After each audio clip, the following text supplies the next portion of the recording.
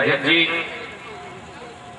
परम आदरणीय हमारे विजय कपूर जी और हमारे श्री महेश दीक्षित, जो मेरे विद्यालय के पास ही उनका विद्यालय है, मैं उनके साथ बहुत दिनों तक रहा। और वेद भाई के पिताजी जो मंच के पास बैठे हुए हैं, सभी का अभिनंदन करते हुए मंच से मां सरस्वती की वंदना का आदेश हुआ है।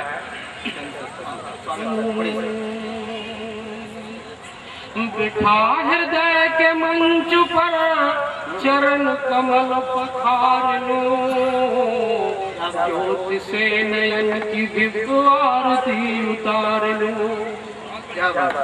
क्या नमो मातु भारती, नमो मातु भारती, शारदे सरस्वती। भाल पर तिलक दिए मराल पर विराजती। एक पाद पद्म श्वेत, एक पाद पद्म श्वेत, दल सरोज कुंज में महामयी विराजती, ज्ञान के निकुंज में। अर्चना में मंत्र मुग्ध, अर्चना में मंत्र मुग्ध, ज्ञान का उचार लो। बिठा हृदय के मंच पर चरण कमल पखार लो।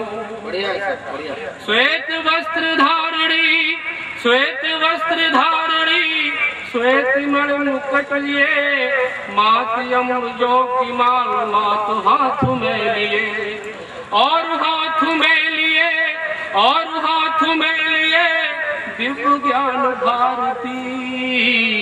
अंधकार लोक का चल रही निहारती। इस प्रकाश पुंज में, इस प्रकाश पुंज में निज हृदय निखार लो। हृदय के मंच पर चरण कमल पखार लो।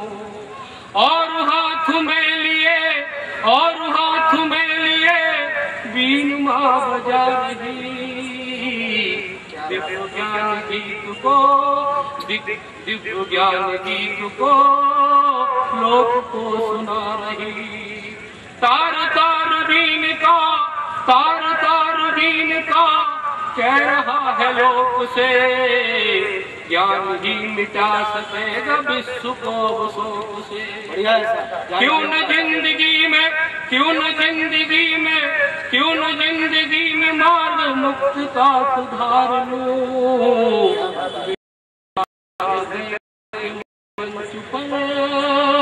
चरण कमल पखार लो। और निश्चित रूप से जब माँ का आशीर्वाद मिलता है, कहा है किसी ने कि कामयाबियों का बड़े से बड़ा निशान छुआ, कामयाबियों का बड़े से बड़ा निशान छुआ।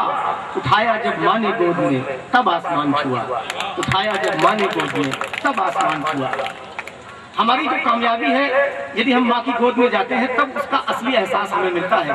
बच्चे हमारे बीच में हैं, बच्चे बहुत मेहनत कर रहे हैं आजकल के। आप सब समझते हैं कि बच्चों के ऊपर कितना बर्डन है, कितना टेंशन है बच्चों को, लेकिन केवल कोशिशें करने से आपको सफलता नहीं मिलती।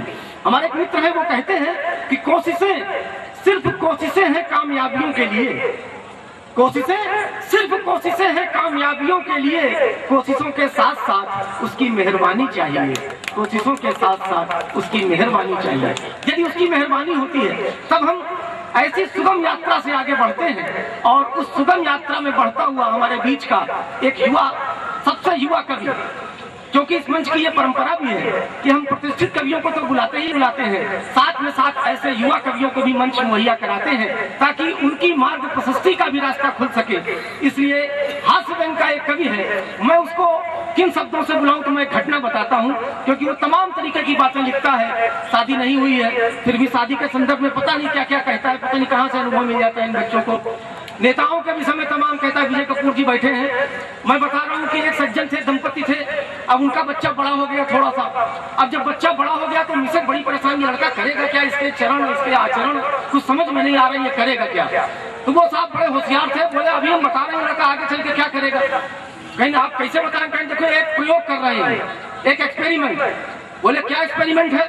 उन्होंने कहा देखो एक कमरे में दारू की बोतल